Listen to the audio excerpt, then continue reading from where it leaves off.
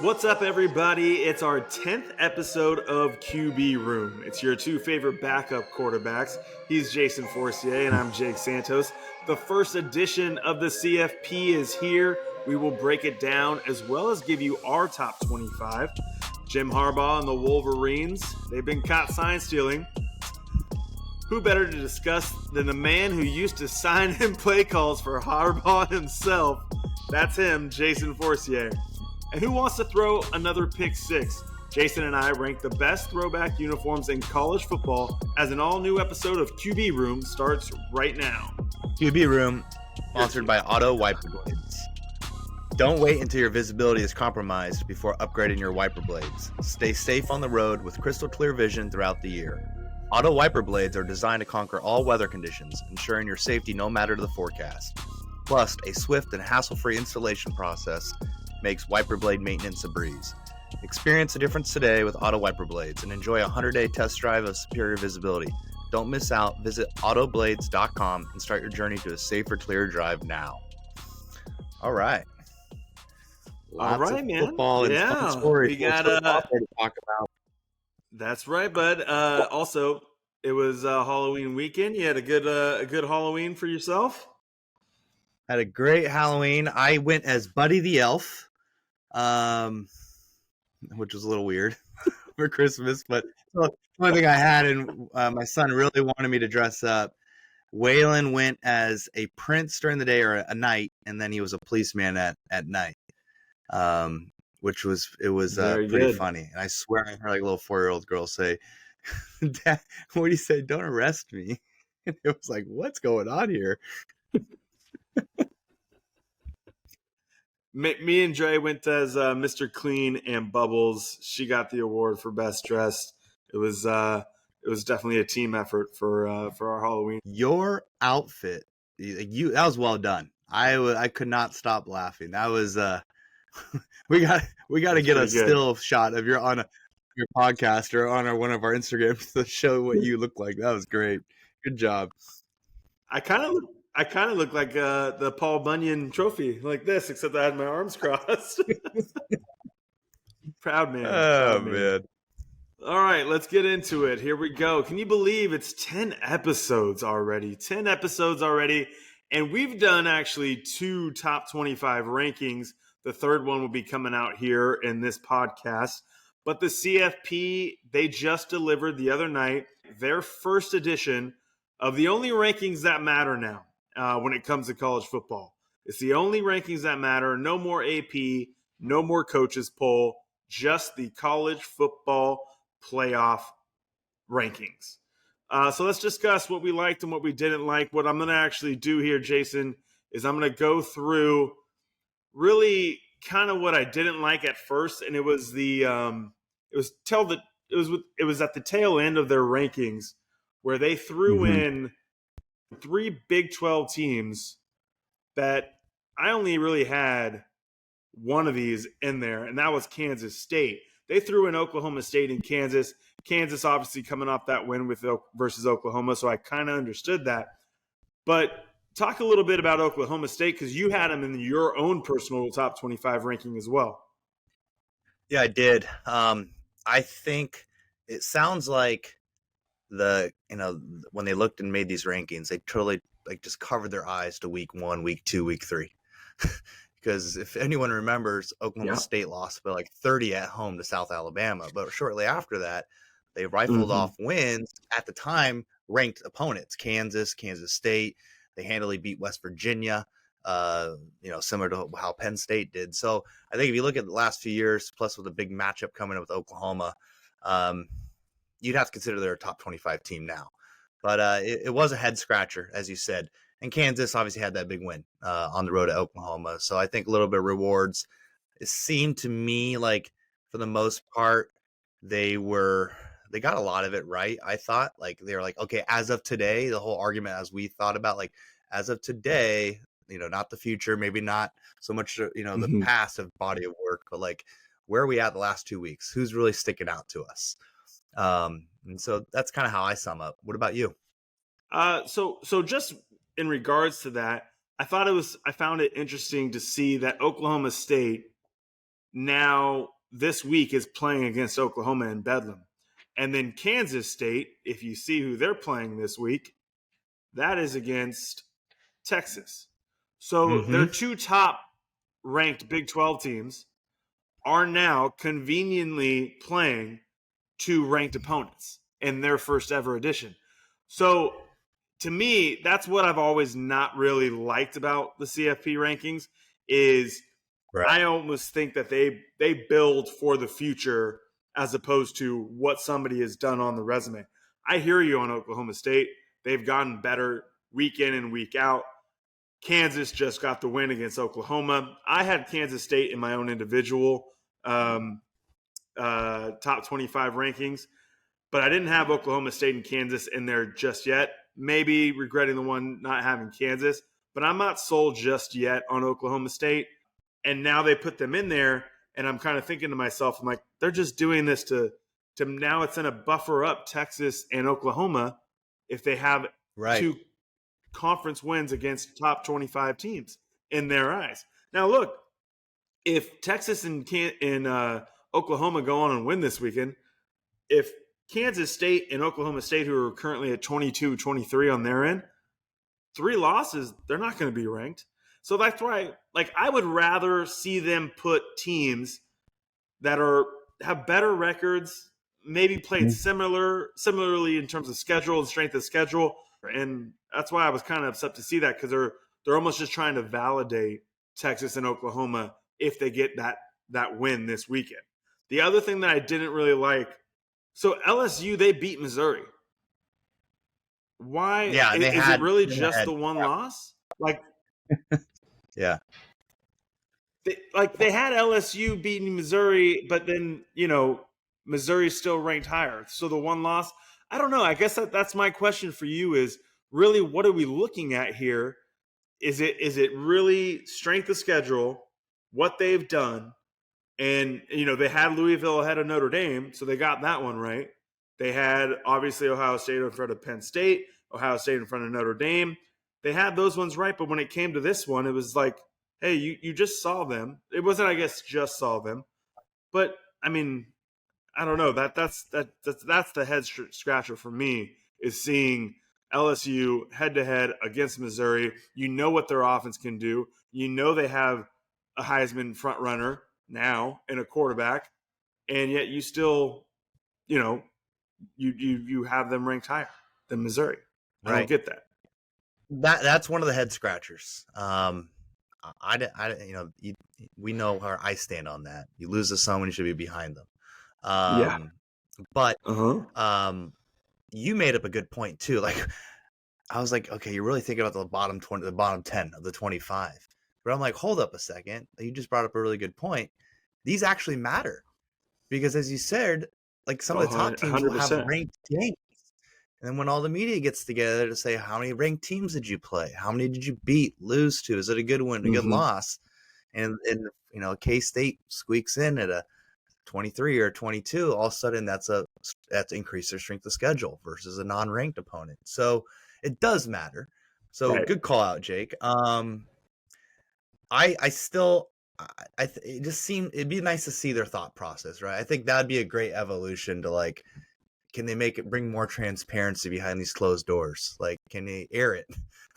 Like, maybe they can't. Maybe they, I don't even know. Can we just let's just listen to how you guys are thinking about this and call it what it is?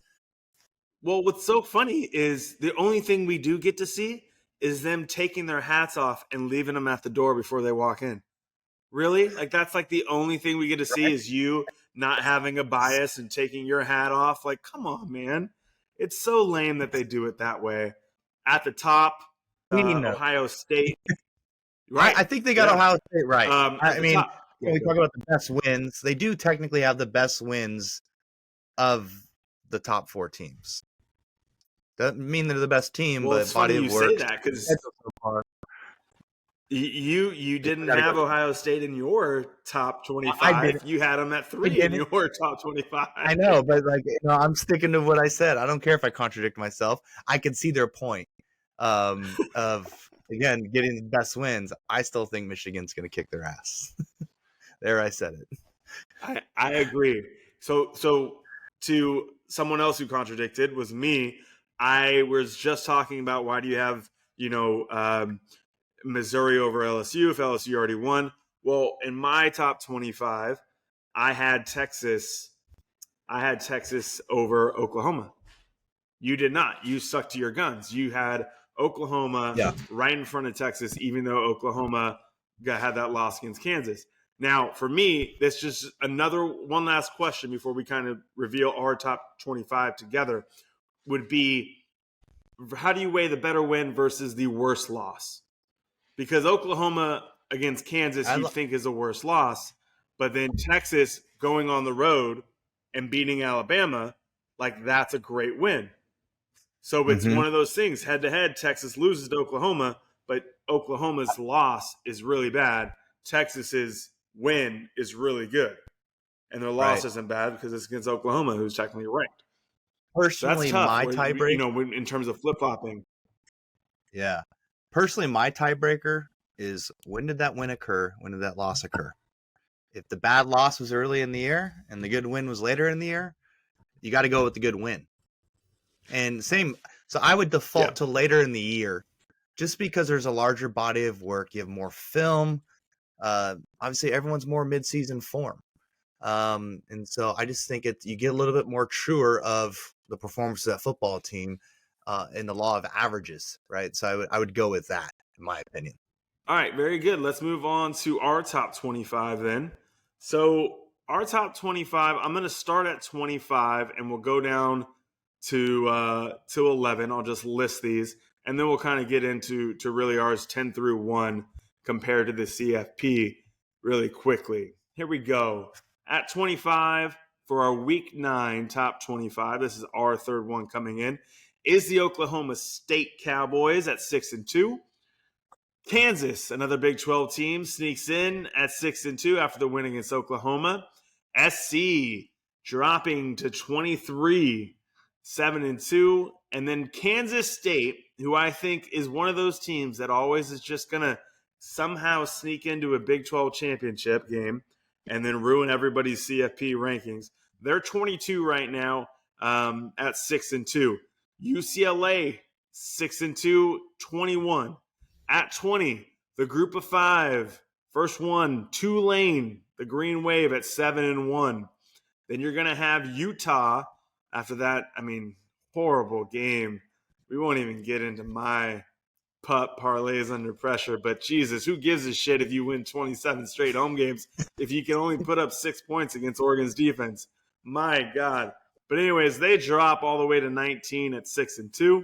Oregon State comes in at 18. Air Force, 8-0, ranked 17th in the country for us. According to the top 25 CFP, Air Force is only ranked 25th. We have them 17th, so that's where we disagree. Tennessee comes in at number 16, followed by Notre Dame at 15, and Missouri 7-1. Louisville 7-1, still there in those teens. That's one of those teams that, ACC, no more Clemson. Who else is really going to be playing out of the ACC? Who else we got? Florida State. So Florida State, Louisville could be something to look forward to. I know we both didn't have them. And then LSU. Jason still hanging on with a thread. LSU for that SEC title game. It is a big game this week. Let's go. LSU against Alabama. Is it in LSU or is it in Bama? At Bama. Yeah. And it's a afternoon game, 4:45 kickoff. All right, so number 10.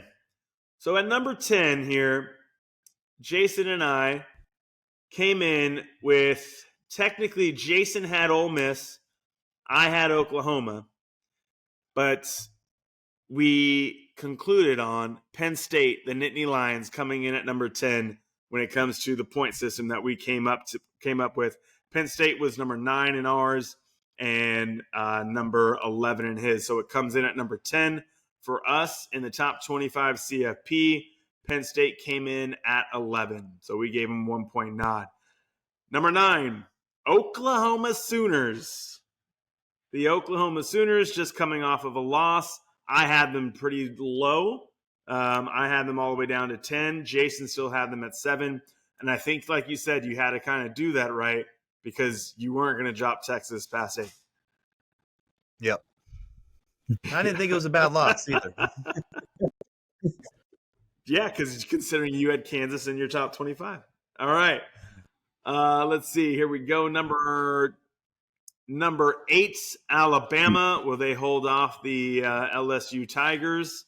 I had Bama at 8. You had Bama at 9. They come in at 8 in our top 25. Number 7 will be Texas at 7-1. We talked about Texas already. Oregon, man. I know you love Oregon. You also loved Utah. So when you were kind of watching that game, I'm assuming you were probably a little disappointed because it just wasn't that good of a game. Yeah. But I'm really surprised at how good Oregon looks offensively. They look impressive. Yeah, you're right. I think they've gotten better. They've taken a step forward since that Washington game. And how those two teams are playing right now, you probably rank Oregon ahead of Washington, but Washington's got the head-to-head. I can't wait if they play each other again.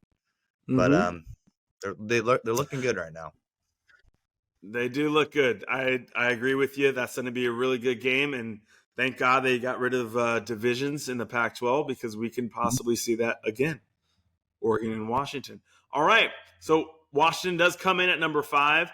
That is one that we agreed on. So we actually agreed on Oregon at 6 and Washington at 5. Washington still undefeated at 8-0.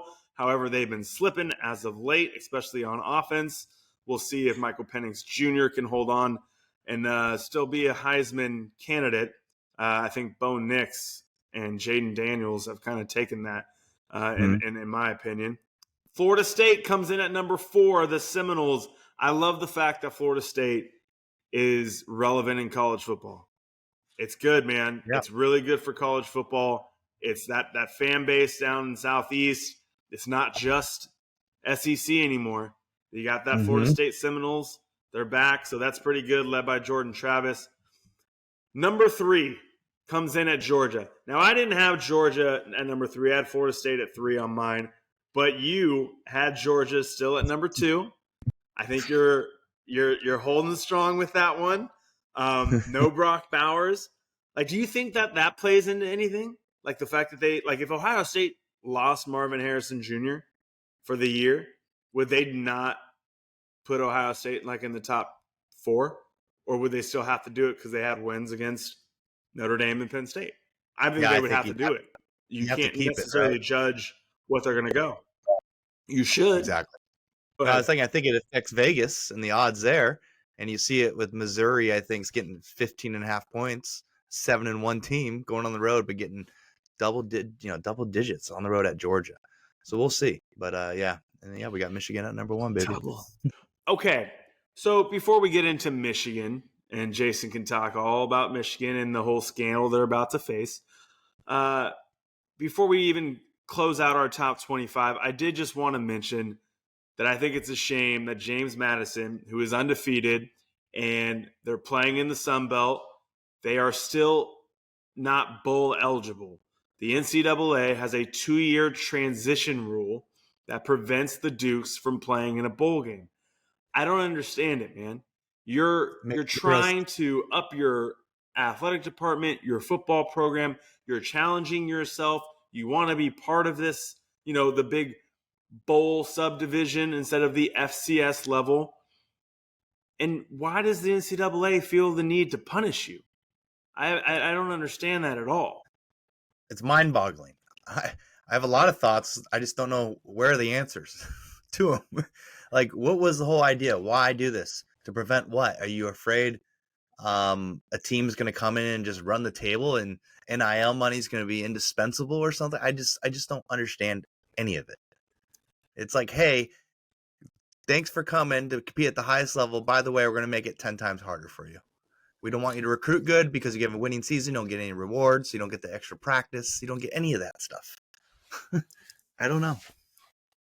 Yeah, think about it if you're on that team. And right. and like you said, you're recruiting and you're like these coaches and like, hey, we're going to be good this year. And who cares? We don't get that extra 13th game in a bowl. Like, oh, by the way, if we ran the table, we'd be at a New Year's Six most likely. Like you'd be playing in a Cotton Bowl, you'd be playing in a Sugar Bowl or Fiesta Bowl. That's amazing. I went to a Sugar Bowl. That feeling is what you go play college football for, and you're going to take it away from these kids because you have a transition penalty, which is hilarious. Like you would do this for kids who wanted to transfer up a division or within the same division. You would tell them to sit out because it's a transfer rule. Well, you got rid of that. Why can't you get rid of this for the teams? I've seen James Madison Stadium in person. It was part of my 2015 road trip that I did. And that stadium is one of the best FCS at the time stadiums. Yeah. I think it holds like 40,000 people. And it's sick. It's right there in Virginia. I literally was driving by, I saw some lights. I said, holy shit, what is that? That's awesome. And it's James Madison, home of the Dukes. Shame on the NCAA. Shame on the NCAA. I think it's a travesty that they're doing this to them. And good on James Madison, man. Just go out there and run the table. Go out there and run the table. To your point, Pat Chun, I think he's the Washington State athletic director. He's got bigger issues right now. He said the transition period is really put in place to ensure that schools that are elevating have all the necessary facilities, personnel, compliance staff, academic staff. Probably the most important piece nowadays are mental health support, sports medicine. Any of that makes zero sense because the team's winning. That's almost like, hey, we want to make sure you're competitive, so we're going to penalize you for winning. And also, like, upgrade of facilities. First of all, they're not. I don't know if James Madison is Division I in every other sport that they have, but that stadium doesn't need an upgrade. And if you were to require that they did need an upgrade, it was going to take more than 2 years. Like, they've been planning for this. That's the reason why their stadium fits 40,000. They have a great student body. They have a great fan base. Like, they've been planning for this. They would win championships at the FCS level. And so they've been building for this for so long. And this is their moment. And the NCAA is going to come in, knock, and say, oh, you got one more year. Hope those kids can come back and play for you next year because, yeah, this doesn't count. And that's what sucks, man. That's what sucks. You know what does count? Stealing signs, man. Can't do it. Crazy fanboy, Connor Stallions. I mean, my God. Let's get into this. I'm gonna let Jason take it away here. But just to break it down, just so if you haven't heard, I'm sure you've all heard, Michigan's been seen and they're being investigated with one of their staffers. His name is Connor Stallions. He's a former volunteer assistant, then turned salary staffer. He's like that crazy fanboy, right? It's like me being Penn State fan saying, hey, James Franklin, I need to be on your staff. This is the reason why. Yep. And then all of a sudden, I'm going to go out and scout all these teams. This guy created a manifesto, Jason, 500 pages long, on how he's going to rebuild the Michigan football program or take over the Michigan football program. There's nobody better to talk about it because you played at Michigan. You also played for Jim Harbaugh. We were both quarterbacks. We know about, giving out signs on the sidelines. Take it away, bud. This is all you. Doesn't look good. No matter how you cut it, guilty or not, it doesn't look good. And it's interesting how it comes at this point in time, right? Michigan's been kind of cakewalking. Now the schedule gets a little bit busier. Teams are playing against, a little tougher. We'll see. But playing for Harbaugh, what I will say, what doesn't help, he is the most competitive human being that I have ever come across. And so what I'm saying there is he will find any edge within the boundaries of the game to win. Now, boundaries can be fuzzy, as we know. I don't know about the rules, so we'll have to figure that out. And that process will take, the public courts will let that figure out. The other part of it, too, is Harbaugh, I remember really early on, and all coaches do this, is you always got a couple whack jobs at every program, like you said, come up with these great Mhm. ideas.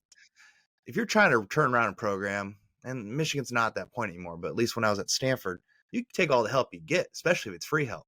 So we had a lot of volunteering coaches. Yeah. What were they doing? I don't know, but Harbaugh found a use, a purpose, right? And so it's not beyond me to think that, hey, I don't know what this guy's going to do. I don't want anything to do with it, but if he can help the program, just, keep eyes on him. And so there's probably Hmm. protection layers in place, is my opinion. Now let's get to the actual sign stealing. Everyone uses signs these days. Everyone sends signals in. When I was at Stanford, we sent signs in, but we had a huge wristband, right, that had all our plays on it. So everything was pretty set, numbers based. And so I'm like, okay, what's the point? You can just change numbers every week, and we did. In case a team call it, saw a couple of baseball signs sent a 7-2. Well, 7-2 matches some power sweep play that we ran to the right. But nowadays, it comes to hurt you with hurry up offenses. And guess who they're coming up to play very soon that likes to run up Hmm. tempo? Ohio State. So that's obviously a big issue. They have a lot of signs, a lot of personnel issues. And so if it smells kind of funky, it probably is a little funky. You got to dig into it more. But again, you got to beat them. So unlike baseball, I think I saw Dion saying this, right? Like if you know a fastball is coming, you got a little better likelihood of hitting that baseball. But in football, you can know everyone's throwing to the right or passing right. There's still 11 dudes that got to block, 11 dudes that got to tackle, right? So you need all those guys on the same page. But it does help. And if you can prevent one or two of those plays, which usually those big games come down to, if you can change the outcome of those, well, there's all the difference you need. So again, getting every little edge. I'm not saying he did it. I don't know what happened. What's clear is there's a whack job doing some weird shit that has no place on either sidelines on the program. So just remove that, and then let's solve that and figure out who's right, who's wrong. So we'll see. I mean, yeah, when I was at Michigan, we did have signs. I'm now reminding going back, and when I was the third string red shirt, I was the one throwing up the fake signs and having real fun with it. We saw some funny signs. I think Sam Hartman did it. You have fun with it. Again, you never know who's watching, right? I wish it just wasn't part of Yeah. this, because it's going to take away from this big game, and fans are going to bitch like, oh, they won because of this or they lost because of Hmm. that. The coaches are paranoid enough. They're changing shit up, I think. So, and that's the other thing too. I actually was thinking about this. This is my other kind of psychological rant warfare is what does this do to Ryan Day or James Franklin? All of a sudden, Right. Yeah. remembering plays was hard enough. I remember when Harbaugh changed a couple signals to me, and I'm in some practice. I'm like, what the fuck did he just, sorry, language, but what did he just send to me? I don't remember that signal. I'm trying to know the play, and I don't remember the signal, and he screwed that up. So, point being is, if you have to go change up all this signal and terminology just to get a play in, that's going to slow you down in your thinking and your ability to play. So, a lot of little chess match going on, but if it's within the rules, we'll see. Well, I think the way that the whole stealing is going on is horrible. Like the fact that this dude was at a Central Michigan game, he was on the sidelines in a Central Michigan hat, and the other games for future opponents, he hires people. He even hired these lower level D3 coaches. Come help out the Michigan program. To me, that sucks. Don't do it that way. Mm-hmm. At an actual game, there's probably plenty of times where there's somebody in the actual press box right next to a DC who's also telling which personnel the offense is coming out in. And this is why teams write down tendencies. This is why they watch film. This is what they do on third and whatever. That to me is what's fun about coaching. Can you figure out down and distance what hash mark, what time they like to do this? Did they already run a play previously that they can come off of that play? That's like a trick play. That's the fun part of coaching, being able to try to figure that shit out. To me, that Yeah. sucks that you're going to go ahead and out there and be like, oh, when they do something that looks like this, or when they do, this and this trip's right, or when they whatever they hold up a cardboard, like if it gets too much into a quarterback's head, that it's got to get it too much into a freaking coach's head. And the guy, Right. the poor kid who's relaying to the DC, I think it was fucking MacGyver. I think it was like Orange Shirt or whoever. Like, come It's on, like man. it's straight out of That's a Waterboy. pain in the ass to deal with. Yeah, the funny thing is too is the evolution of this. Like, we were in high school, right? We had the same coach. We Mhm. had the same offensive playbook. I mean, slants was called China. Guess what our Right. signal was? That's not good. You can't do that shit now. But like, that's what it was, right? And it's like, okay, you go from that to when I was in college, I had June Jones. June Jones would just call Cole Brennan over. He had no signs. We had a number system for plays, but we didn't really ever wear a wristband. And he'd Mhm. call over Colt. Colt would jog over. He'd go ahead and put his, his little folder of plays over his mouth, and he'd go ahead and say it, and Colt would run back. And then now you see people with cardboards. My favorite is the yellow, green, purple, volunteer assistants and backup quarterbacks wearing different Right. colored hats as the trigger guy of the indicator. We're all looking in one direction. Just imagine being in the opposing press box, be like, well, fuck. I think purple went first. Yeah. He ended last. Like, it's just So it's that's a crazy. good. I really That's a good point to what you're saying. Like, if teams are going to the extent to do something like that, clearly it's been happening. So I'm not right. saying nothing's new. It's just the extent of all this going down. Because you said something about I'd say what you got juicy about Central Michigan. It wasn't about spying on Central Michigan. It was Central Michigan was playing Michigan State, and Got he it. was disguised as a Central Michigan employee or coach to get Michigan State signals. So That's that's so kind of bad. wild. That's I so mean, bad. it's so ninja. Like, That's what if so this is all crazy. ninja just to like have mind games, and Harbaugh really doesn't care, and it's just to like make Ryan Day go change his entire game plan and signals for the game. Well, to be honest, I do really think with the amount of people that are on staffs now, I do think that Harbaugh could be unaware that it was happening to this extent. I really do. Because I Mhm. don't think, like, I mean, I know you said the dude's ultra competitive. He'll do any little thing to be able to know that he's going to win or to shore up that he's going to win. I get that. But that's what all coaches want to do, right? Right. Especially in the Big Ten and, Power Five conferences. But man, like there's certain things, man, that you are held responsible for that you had no idea was happening. And I think that happens a lot in college athletics, especially when you're in staff rooms of 40 plus people. And like you said, there was just volunteer guys at Stanford, right? You're like, what are these guys even here for? They're just picking up balls. They're playing catch with us. They're on the sidelines. They're get back coaches. And it's like, really, do we need all these guys on the field at one time? And it's usually people who just want to be part of the program. Like you said, they'll do it for free.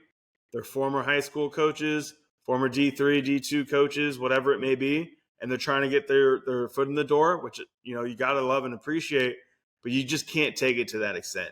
So, Yep. Agree. it's going to be interesting to see what happens. I do think it will be a longer, drawn out process because the NCAA takes forever with everything, anyways. And because there's so many schools involved and so many, surveillance footage that they got to go through, I mean, one's enough to realize what this guy was doing, fine. But I don't know what they do with Harbaugh because I'm sure there's enough evidence for him to say I wasn't aware of it. I think it's gonna be hard for them to say, oh yeah, I'm on emails.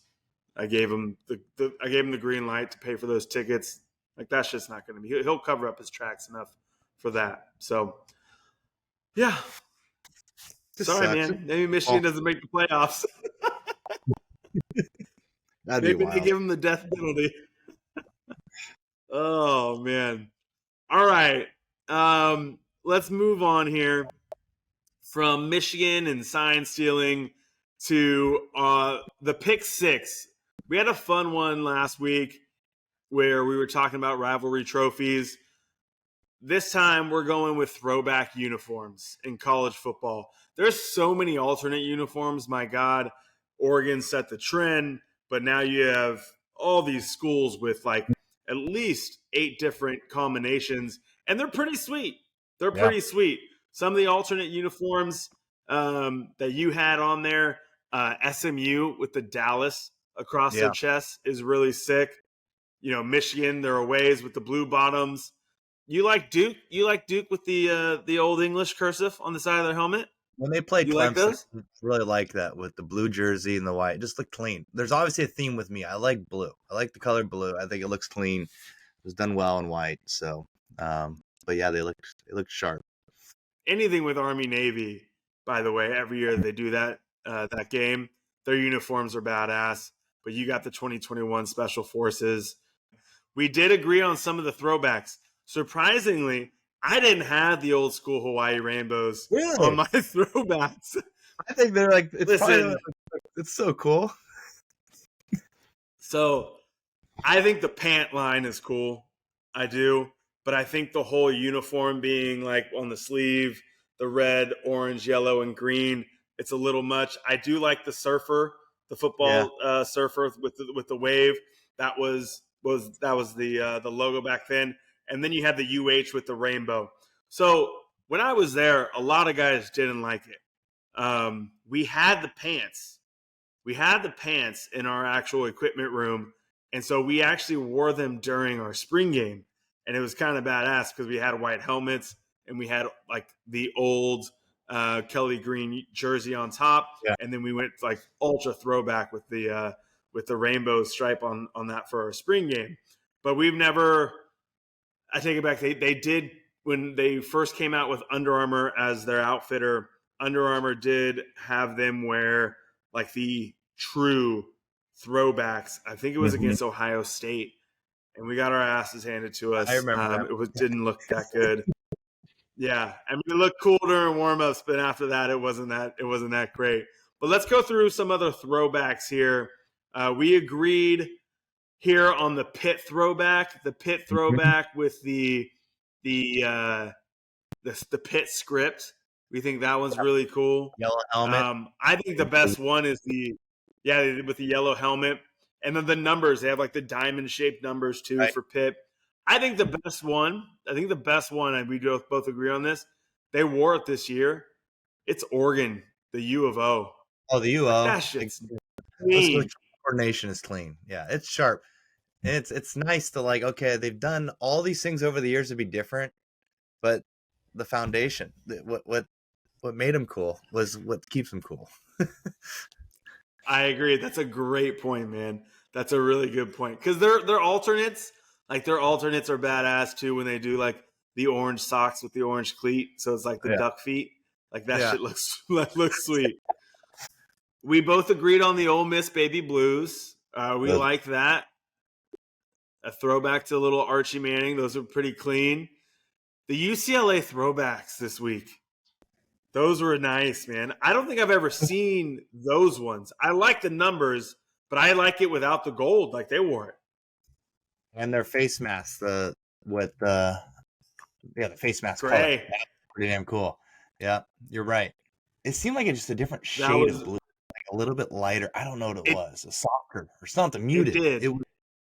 Okay, I don't know if you're gonna like this one. I had Notre Dame's all greens this year. You liked? I thought it was pretty cool.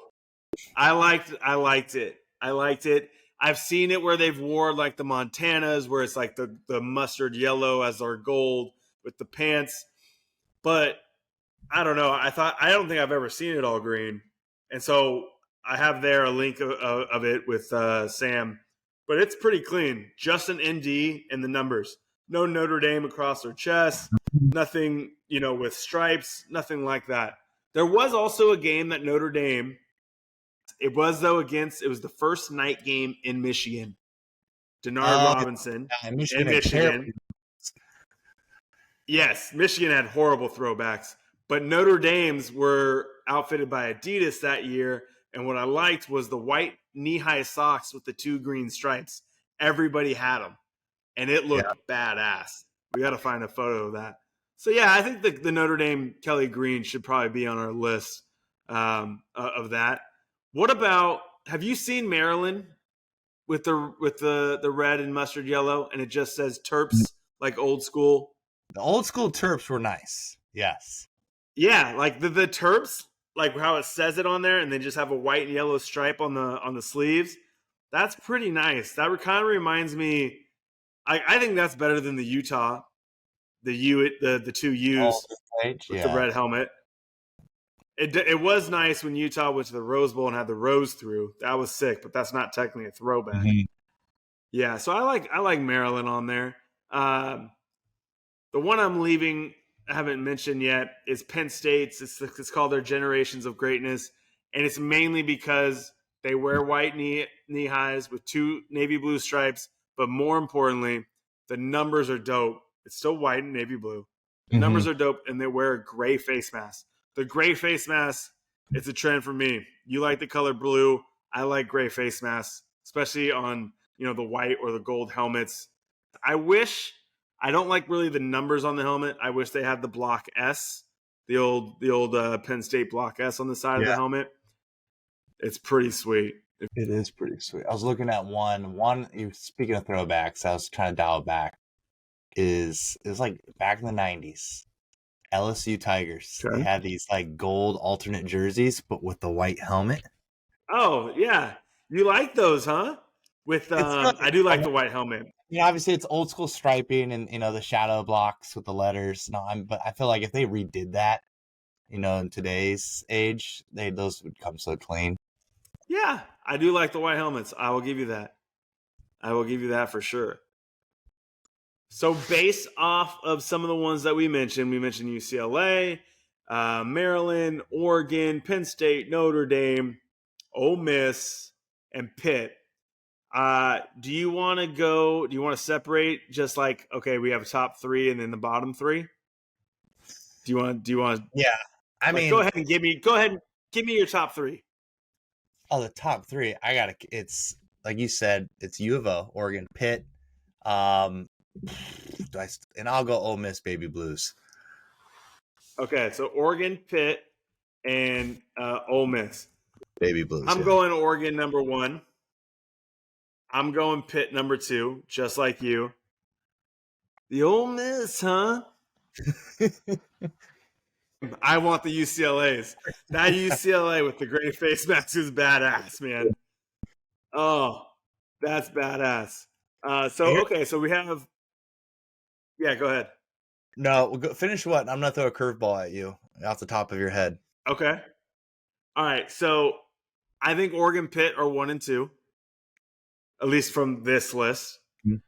Let's go debate 3 and 4, UCLA and Ole Miss, and then 5, 6. I think going back Notre Dame. Well, it's Lucky Green, so it's like they don't wear them often. I guess it's considered a throwback. I would put Notre Dame up there. Let's go. I just don't. I gotta put my Penn State in there. I'll give you Ole Miss at 3.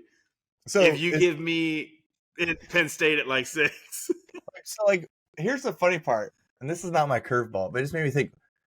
Like, if USC, if Penn State, if Texas, if Michigan haven't changed their uniforms in all these years, are they considered throwbacks today still? Like, would we consider them? Well, they for Penn State at least. Well, I mean, Michigan, I guess, had some older uniforms. I'm just like, but it's never straight from the maize and blue. I mean, it's a good question. Because they keep with the same color scheme. Yeah, I get it. I totally understand that. So you don't want Penn State in there, huh? That's all right. I mean, you're the one that threw in Hawaii. It's like they've been the same colors for whatever years they've been in existence. Okay, I'll do this then. I'm not going to give it to Maryland.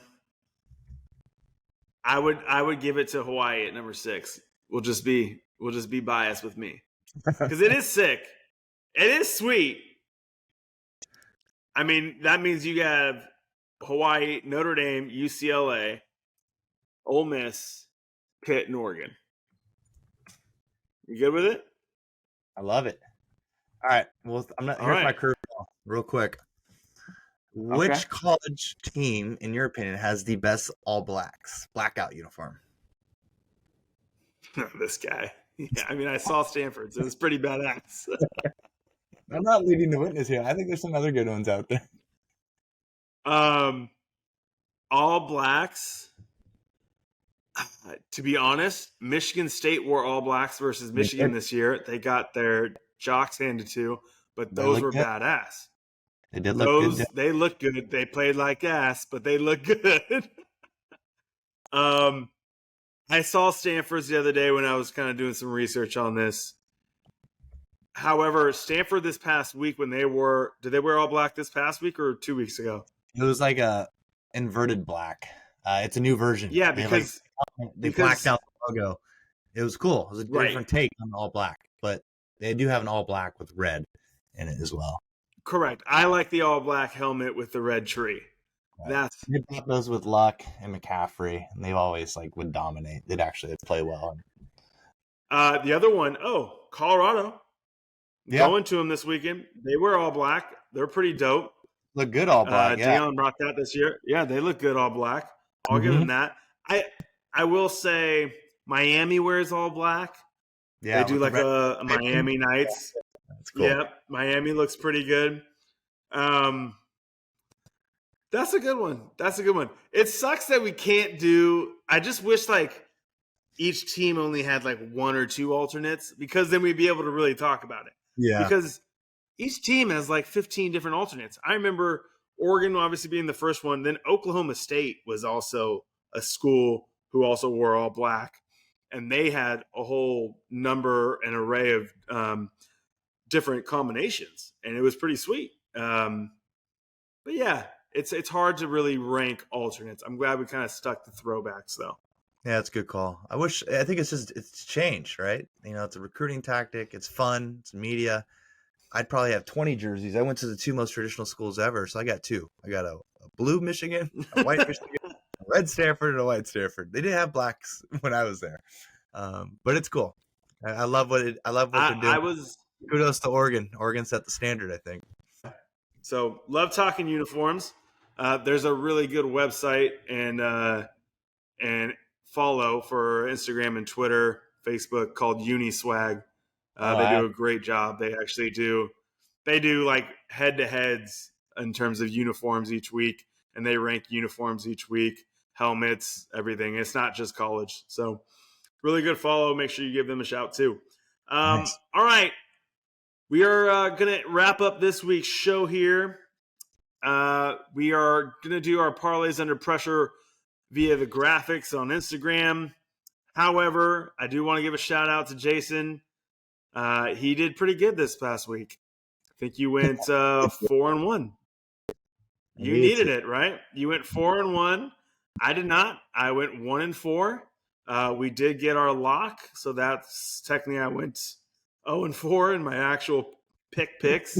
So I think I'm under 500 now, and I join you. But you might be either at 500 or one game below 5. Yeah. You're at big 5, week. Yeah. So big week. Gotta turn the corner. Other than that, I'll be at Colorado this weekend. So enjoy go Boulder. Coach Prime. Fun game. Enjoy Boulder in the cold. So against Oregon State. Thanks again for listening. Thanks you again for